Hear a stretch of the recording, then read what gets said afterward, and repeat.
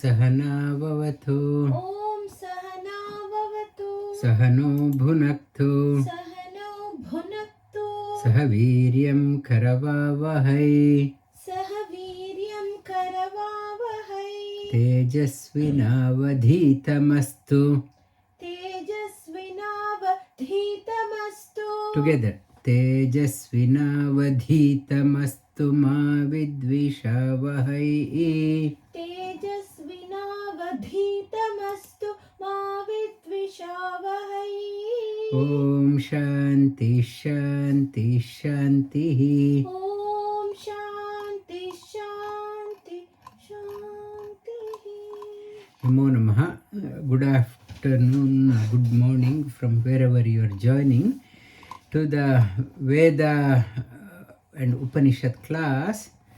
We should know what Veda means. Veda means it's a root. It has come from a root called as Vid. Vid means to know. Vid means to know. Veda is the knowledge. The root is Vid. And Vidya has come from that root. Vidya means the process of learning. Is called as Vidya. And Vidyarthi means a seeker. One who aspires to learn is called as Vidyarthi. One who is aspiring to learn is Vidyarthi, and Vidya is the knowledge. Vid is to know. Veda means the knowledge. And Vidwan means a knower. It's all the root from Vid, Veda, it has a root from there. And Vedas, as I mentioned previously, it has mainly two dimensions. One is Karma Kanda, second is Jnana Kanda. Karma Kanda is mainly about the rituals. Rituals we follow, and Jnana Kanda is the knowledge part. Knowledge alone, without the process, it is not tenable. And Karma Kanda without knowledge also, it is meaningless. How the Buddha Avatara came about, before Buddha came, Karma Kanda, people were so busy in Karma Kanda without understanding, without any understanding of that one. So Buddha Avatara came to shake people. You have to understand the process also, the content also. The Karma Kanda, the ritualistic part. From outside, Karma Kanda and Jnana Kanda looks alike, but for a Jnani, it's a Karma Kanda and Jnana Kanda. Both are an opportunity to think about the God. The Karma Kanda by itself, for example, Dasharatha to have male issue, he did what is called as Putra Kameshti Yaga. It is a yaga from outside, appears to be a Karma Kanda. Karma Kanda is done with a selfish interest. Dasharatha wanted to have a male issue, so he had a personal interest, selfish interest. He did that one. Suppose another person is doing, he has no desire of getting a children, that person also can do Putra Kameshti Yaga, and Putra, for that person, the Putra means Jnana. Another person can do the Putra Kameshti Yaga in the seeking the knowledge from the God. I am doing Putra Kameshti Yaga not to have the children, but I am interested in knowledge. Or people can usually, if you go to a temple, they ask, I am doing a sankalpa, I am doing a puja, they ask for the what is the intention. What is the purpose you are doing? You sankalpa. They say in any puja, ritualistic temple, if you go, make a sankalpa. Make a sankalpa. What I want job, I want more money in the bank, I want my children education, I want my children to get married, and I want to have good superannuation, I want to have one more house, I want to have good health. These are the sankalpa people generally talk about. Sankalpa, and when you do the sankalpa, it is called selfish. Karma kanda. That is called as part of karma kanda. Whereas the jnana kanda,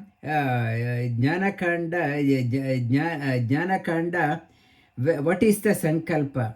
Loka samasta sukhino bhavantu. I have no personal interest. That is called as jnana kanda. Karma kanda, people keep on asking but still not satisfied. In the temple they say putra pautra dhana vriddhi prapya rastu. They say lot of money, lot of wealth. They talk about that one, but for a jnani, he has gone beyond that one. Doesn't mean you should not ask for anything for yourself. Unless you have, you can't give. To give a jnana also, you should have. To have, if I want to serve others, I should be physically fit. I should be enabled. Without I being enabled, how can I serve others? You need yourself also. But you should know when to move away from selfish interest. At the age of 80 also, people are on Saturday in the lottery ticket queue. People at the age of 80, I've seen people in wheelchair, 80 years, they are waiting in the queue. So you should know when to call it a quit.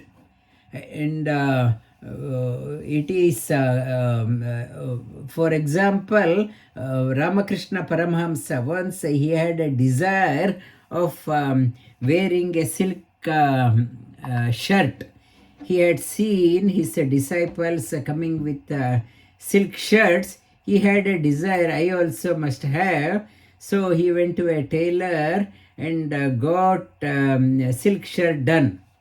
And he wore it once, and then he put it away. Now he told his mind, you wanted to have a silk shirt, you wore it. Now not to rebel. So karmakanda, jnani, the Veda never says suppress your desire. It is talking about sublime your desire. How to sublime? When you have tasted, you know the limitations. Not to get stuck. See the limitation and subliming.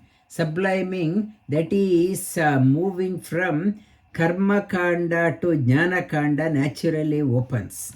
You have to sublime, like otherwise karma kanda, I want more. It is like pouring ghee into the fire. However much you pour, you are not satisfied. You are not satisfied. Yayati's story, Yayati, he got married, he had the Sharmishta and Devayani, the wives, and he was not satisfied with the marriage, but old age came. So he got, now his desire did not stop. Then he asked his children, who can take my old age? In return, give your youth. Children, everyone rejected. How can we do that one? You enjoyed your life. Now it is our time to enjoy. So, the one son said, I'm happy to exchange it for you. And the Yayati took that young age and after a while he reflected, there is no end to enjoyment. He called his son, he confirmed him, may you live long, I will return my youth to you, give the old age back to me. And he realized there is no end to enjoyment. And from Yayati's family, Yadu Vamsha, Yadu came from there. Yadavas came from Pandavas and Yadavas. Puru Pandavas and Yadavas came in Yayati's family. He saw the limitation of Karmakanda. Slowly he saw the limitation and he moved into Jnanakanda. That he went into tapas in the forest. And the Vedas in completeness, it's called a Samhita. Samhita means complete. And it is broken into three parts. One part is in English, it is called as unrefined knowledge. Second one is called as refined knowledge.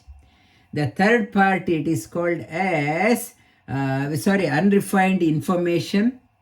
Second is refined information, and third one is called as knowledge. Unrefined information, it is called as Brahmana.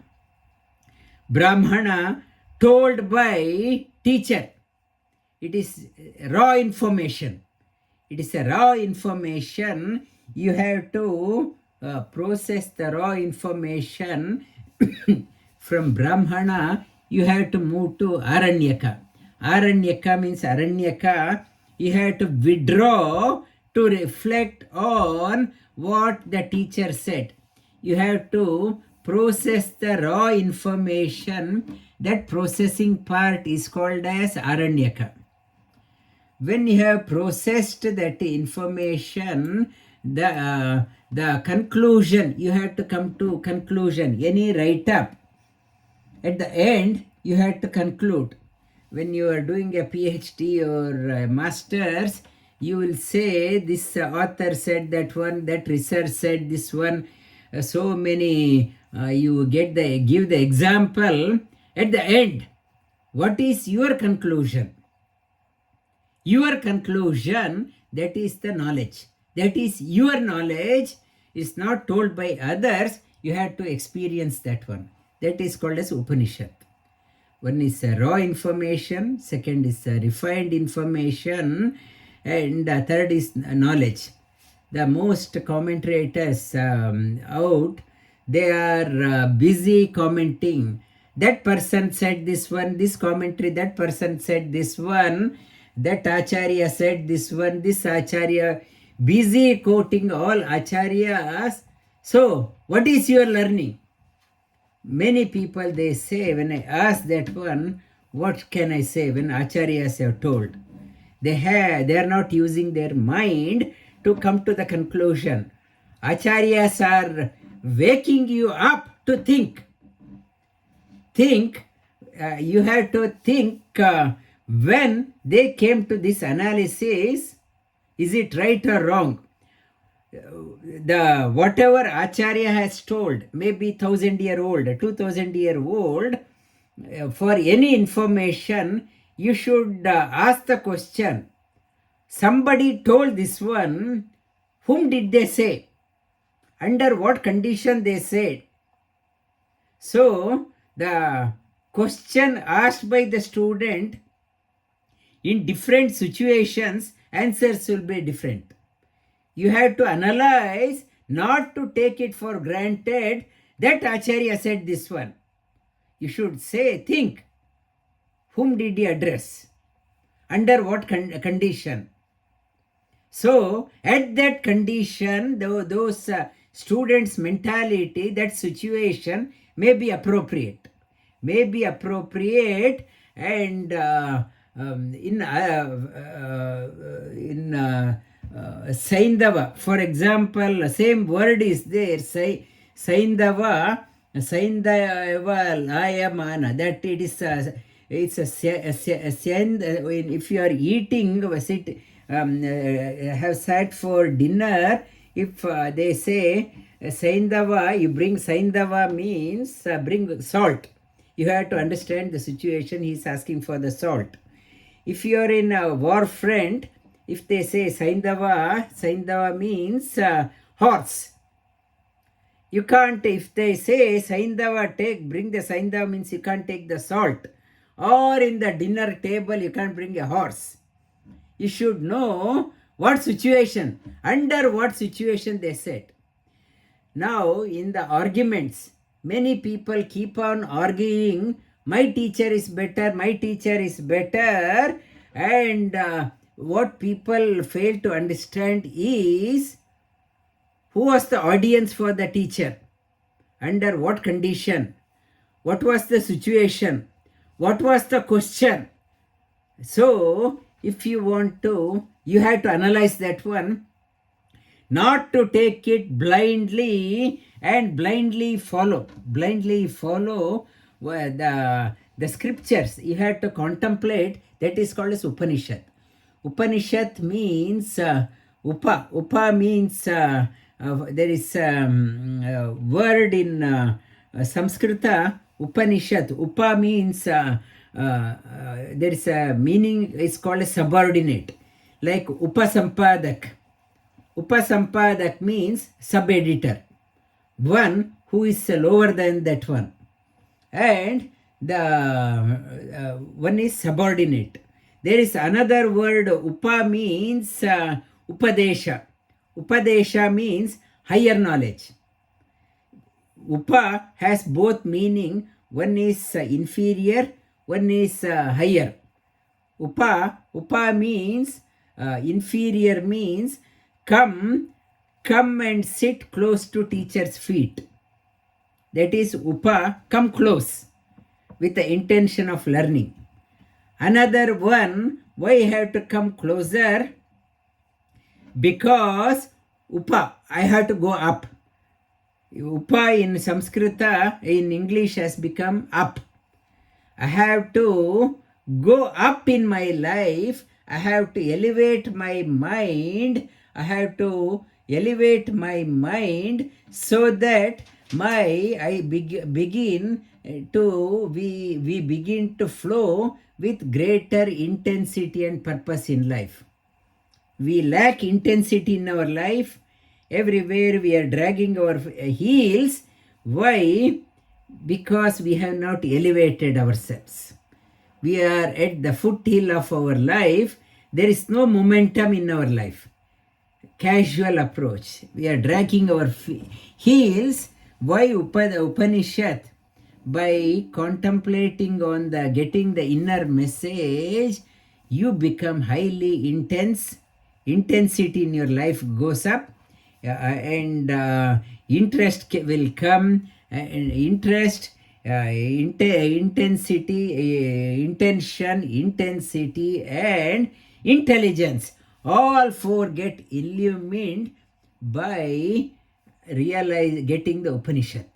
Upanishad, whatever I say, that is not, you are still getting a raw information. Raw information, you have to contemplate on that one again and again to get the inner meaning. And I will elaborate further on that one. In this process, we are learning, every Upanishad has peace mantras. We are learning 10 peace mantras in this process. The peace mantra, the first is a Shanti mantra. To get the inner revelation, what we need is peace. If mind is so agitated, disturbed, the best in me, creativity won't dawn. I won't be intensely energetic. I won't be passionate. I can't pursue what I want if my mind is rattled, mind is disturbed. So it is talking about the peace mantra. You are starting with the peace mantra. To get that knowledge to dawn in me, I need clarity in thinking. So begin with May I have the peace from within, outside, and further. For example, inside something is disturbed. I am disturbed. Somebody said something. I'm not at ease. Second one may be my house, so much of argument and distractions, or at my work, so much of disturbance, I can't concentrate. The third one, far and away, in the commotion, in the global situation, war is happening like in Bangladesh. Out of control, out of nowhere, the disturbance. I can't concentrate. The country is on boil. Or work front or home front, I am disturbed. Or within me, whatever reason, I am not at ease. It is praying from far and away, no disturbance. Immediate surrounding, there should not be any disturbance. And within me also, there should not be any disturbance. When I have no disturbance, then only I can contemplate, then revelation can happen. That is why people in the Gurukul ashrams, everything used to be in the forest. Why forest? In the city life, so much of distraction. Gurukuls also, traditionally now also many Gurukuls, they won't allow mobile phones to students. So it is a distraction. There should not be any shops nearby or movie theater nearby. They are the distraction. Students supposed to concentrate. If mobile phone is there and shop is there, busy market is there, and student get distracted by the market, by the mobile phone, by the latest trends, mind cannot focus. That is why people is to go to forest, send their children far and away. What we are associated with one Gurukul that I like, Om Shanti Dham. It is around 100-acre land in the middle of the forest. Next to in the Upanishad talks about, Vedas talk about ideal place for a Gurukul is should be in the forest, where deers are walking. Deers means there is no fear. There is no fear of wild animals. Deer should be there, river should be there, forest should be there, next to the mountain. This Om Shanti Dham, which I am associated with them for many years, fits into all tick box. Every category it fulfills.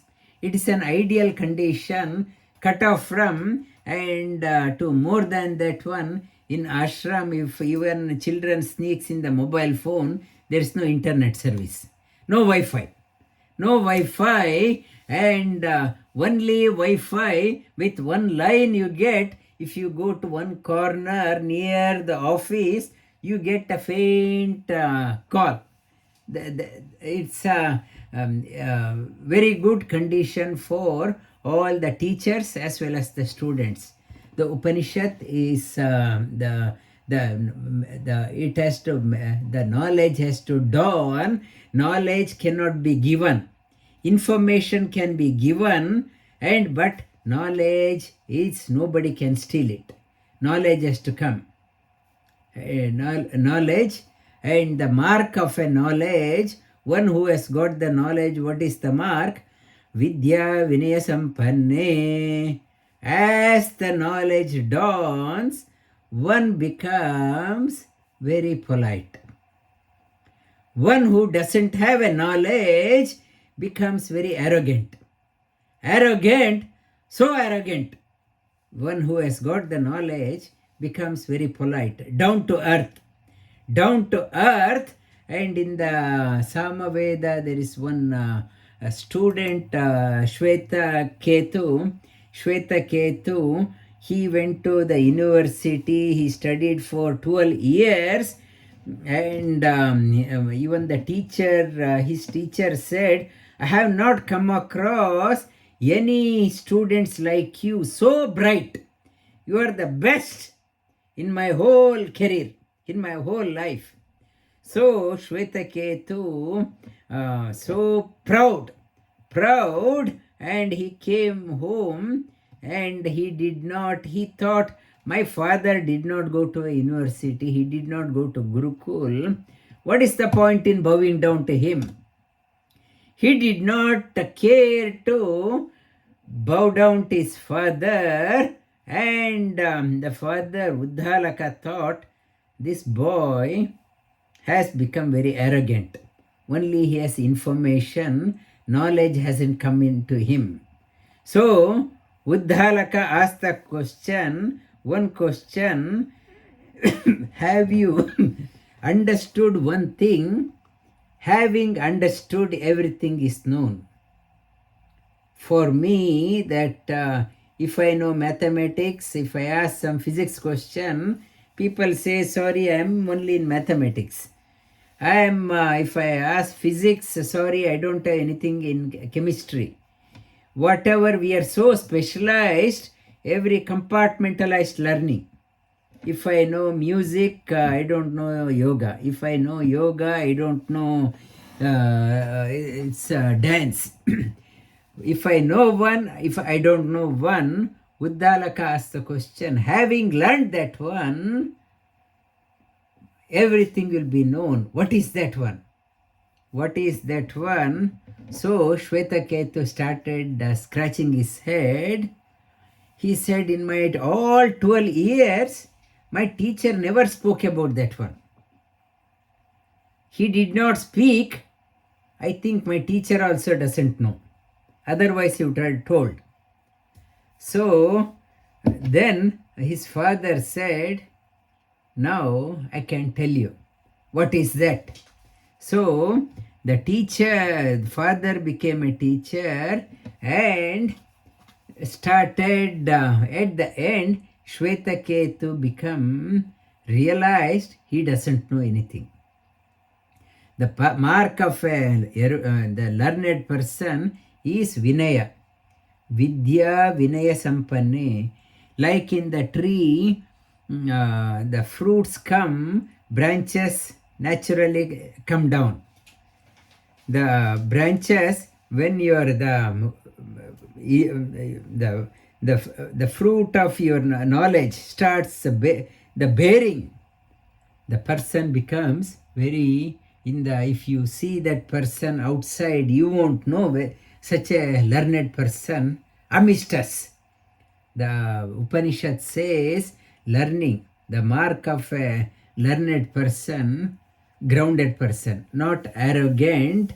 In Bhagavad Gita also we talked about amanitvam, adambitvam, mark of a learned person.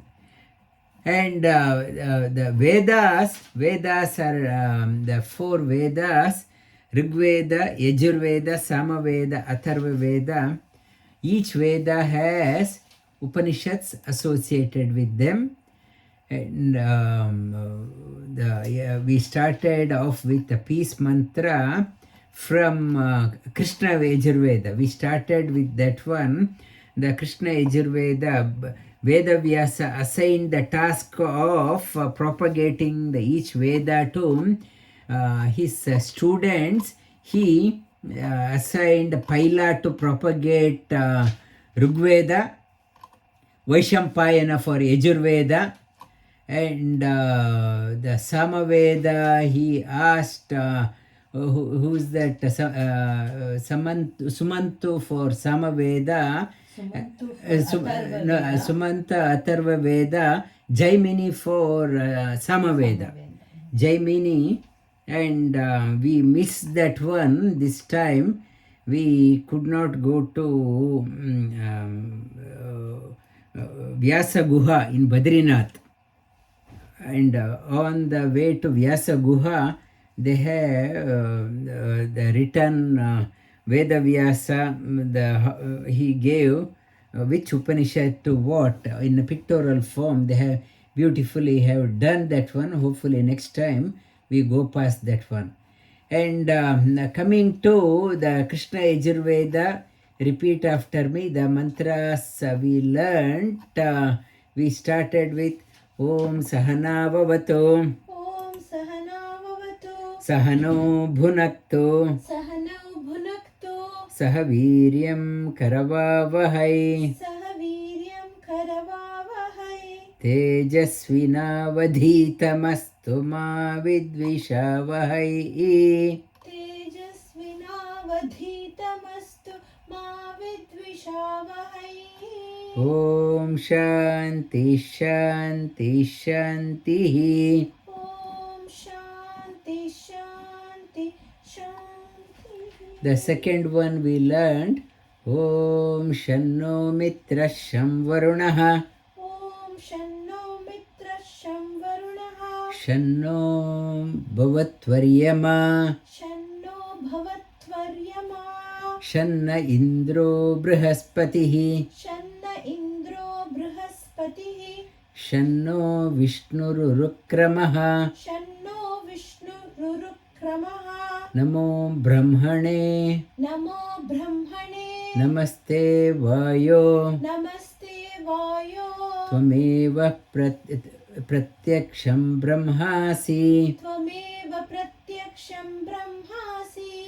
Tvameva Pratyaksham Brahma Vadishyami त्वामेव प्रत्यक्षं ब्रह्म वदिष्यामि Ritam Vadishyami ऋतं वदिष्यामि Tanma Avato सत्यं no, वदिष्यामि Satyam Vadishyami सत्यं वदिष्यामि Tanma Avato तन्मावतु Tadvaktaram Avato तद्वक्तारमवतु Avatu Mam अवतु माम् Avatu Vaktaram अवतु वक्तारम् Om Shanti Shanti Shanti. ॐ शान्ति शान्ति शान्तिः This mantra is talks about Ritam Vadishyami, Satyam Vadishyami. Ritam means absolute truth. Satya means the truth, what I know. So, it is talking about absolute truth. Only Bhagavan Shri Krishna says, Vedanta Krit Veda Videva Chaham. The absolute truth only I know. What the Vedas are trying to convey, Shri Krishna says, only I know the highest meaning. We, as a student, every day we are learning, new revelation happens. One is absolute. We don't know the absolute. So, every day is a learning. I am trying to reduce this gap between Ritam and Satyam. Ritam and Satyam, the first standard student has a knowledge of something at the base level.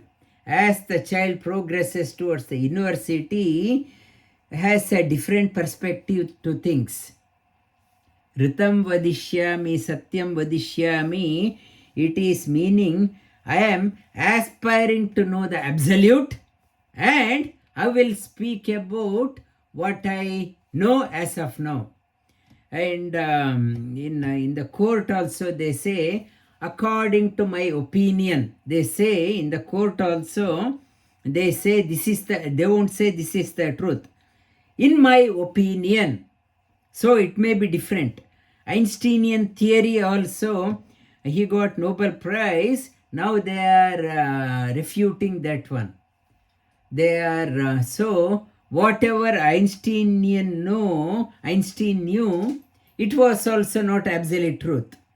Every year, whatever discovery is there, it will be, I may get a Nobel Prize this year, next year somebody will get the Nobel Prize for countering my discovery. They may totally deny whatever I discovered.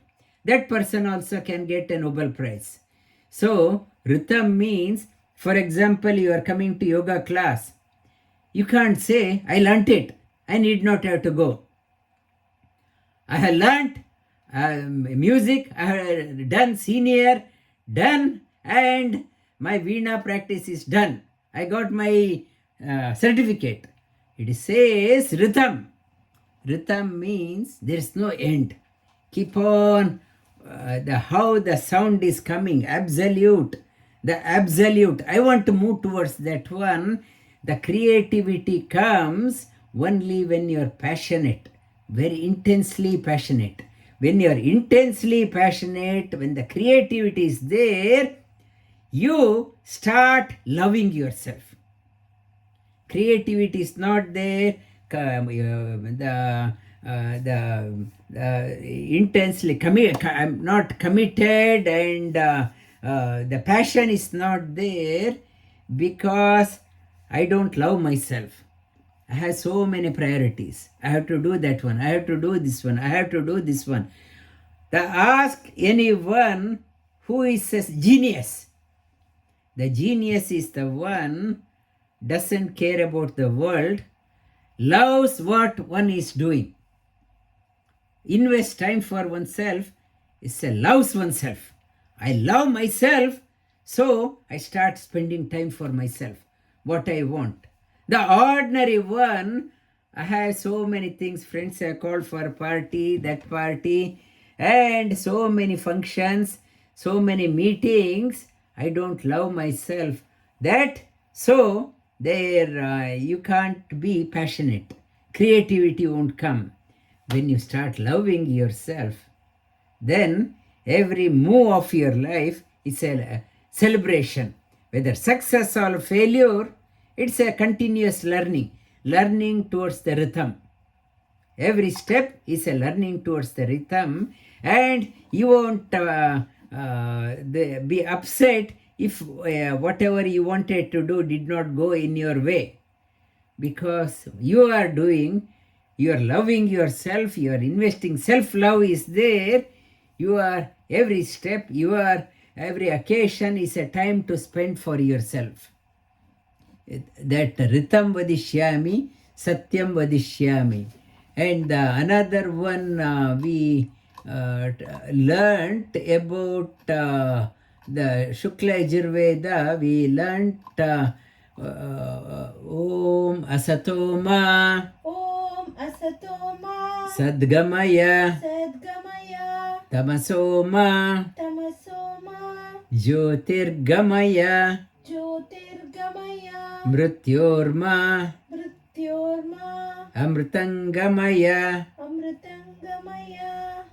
Om Shanti Shanti Shanti. Om Shanti Shanti Shanti. That the first line itself is a summary of all our learning. May we move from unreal to real. Unreal, all our pursuit, we are overemphasizing on trivial things, and major things we are forgetting about ourselves. We are trivial things, we are so hooked up. It is saying that may I invest my time on what is permanent, not to get bogged down with if you are so bogged down with the cents, you will forget the dollar. Our life is we are so bogged down for cents. What about the dollar? When the dollar is there, not to get hung up on small things. And in the people in the market, on the street, they start quarreling over the trivial silly things because they don't have a higher picture, bigger picture. When you have a bigger picture in your life, you won't be wasting the time picking up on small things. It is saying asato ma sadgamaya, not to waste your time on the temporary things, not to pick up quarrel and fight with the people for silly things. Have a bigger picture. When you have a bigger picture in your mind, small comment by somebody said that one, you won't be worried. You won't be picking up quarrel with them. When I do not have bigger picture in my life, the small comments becomes a big comment for me. When I have a bigger picture, the I even the insult on me, it is not a big thing because my mind is set on others, bigger things. So people who are picking up quarrel and leading a petty life, we can conclude that they do not have a bigger picture in their life. Asatoma sadgamaya. Sadgamaya, when you have the bigger picture, the small things no longer worries you. Tamasoma jyotirgamaya, moving towards the light. Light in life. Light means the what shows the path in your life, opening your eyes to the light. It is tamasoma jyotirgamaya, from darkness to light. Darkness to light. The one student today said, all my life I was leading a life. I'm nearly 60. My life was leading, thinking that it was light. But after meeting you, I realized I was in darkness. He said, I realized I was in darkness. I mistook darkness for light. Now, after meeting you, I know what is light. Tamasoma jyotirgamaya, mrityorma amritangamaya.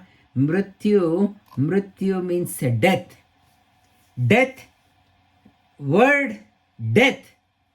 Based on that one, whole philosophy is there. I'm so scared. Religion is there. I go there. I'm so scared of death. What will happen after the death? All acharyas have come, all commentators have come because of the fear of death. Fear of death. And fear of death. And what will happen after my death? I'm so worried. All religion are talking about that death. Bhagavad Gita in the 2nd chapter, it is emphasizing on that one. Death is nothing but changing the cloth. Even after you die, you can continue to live. You know, inside nothing is lost. You will get another cloth. Vasansi jirnani yata vihaya navani grihnati naroparani tata vihaya. Yeah. Anyani sanya navani dehi. And like a cloth, worn out cloth, one changing, inside wearer, soul doesn't feel it is dead. You are still there. Only the cloth has gone, and we are so scared to get the cloth, change the cloth. And the death is a boon. It is saying that your clothes are dirty. Children are wearing the dirty cloth. Mother is saying your cloth is dirty, change it. The child is reluctant, and mother forces the child to change the cloth. So is Yama or whoever, they say your cloth has become dirty. Change it. So we don't want to change. We don't want to say change. He says out of compassion, you change it. So death is nothing but changing the cloth. That soul, no soul has experienced the pain in changing the cloth. But we are so attached to the cloth, and the all philosophy are on that one, on death. We are so attached. Mrityorma amritangamaya. When you realize death is not a bad experience, it's a beautiful experience. I'm getting a new cloth for the festival is there. I'm getting a new cloth. I'm excited. So for the wearer, for the jiva, getting a cloth is a celebration. But mind is attached to the cloth, it won't let the cloth go. I want to hang on. Mrityurma, awakening of that knowledge. Mrityurma, Amritangamaya. Om Shanti, Shanti, Shanti. And one more Shanti mantra will start. The fourth one. Om Sarve Bhavantu Sukhinah. ॐ सर्वे भवन्तु सुखिनः Second ba. Bhavantu Sukhinah. सर्वे भवन्तु सुखिनः Sarve Santu Niramayah. सर्वे सन्तु निरामयाः Sarve Bhadrani Pashyantu. सर्वे भद्राणि पश्यन्तु Ma Kaschit Dukkha Bhag Bhavet. मा कश्चित् दुःखभाग् भवेत् And the all peace mantras, it is not a prayer for individual prayer. It is a prayer for everyone. It is praying that Sarve Bhavantu. It is not saying that I alone should be happy. Sarve, it is praying for everyone in this world. Sarve Bhavantu Sukhinaha. May everyone be have happiness in their lives. And for a yogi, he rejoices with every happy occasion. He cries for everyone is suffering. So it's a yogi for praying for everyone. And a yogi never says if somebody is going through the hard time, let them suffer. It is their karma. It is not a word of a yogi. Sarve santu niramayaha. Sarve santu niramayaha. Amaya means sickness. Niramaya means may everyone come out of their sickness, or may no one be sick. No one fall sick. Sarve Bhadrani Pashyantu. May everyone realize what is permanent, not get hung up on the temporary. Ma Kaschit Dukkha Bhag Bhavet. May no one suffer in any way. May there be no suffering. Pray for happiness of all. Pray for health of all. Pray for permanency, getting the permanency in their life, and may praying for no suffering. It's a for suffering for everyone. Repeat again. Om Sarve Bhavantu Sukhinah. ॐ सर्वे भवन्तु सुखिनः Sarve Santu Niramayah. सर्वे सन्तु निरामयाः Sarve Bhadrani Pashyantu. सर्वे भद्राणि पश्यन्तु Ma Kaschit मा कश्चित् Dukkha Bhag Bhavet. दुःखभाग् भवेत् Om Shanti Shanti Shanti. ॐ शान्ति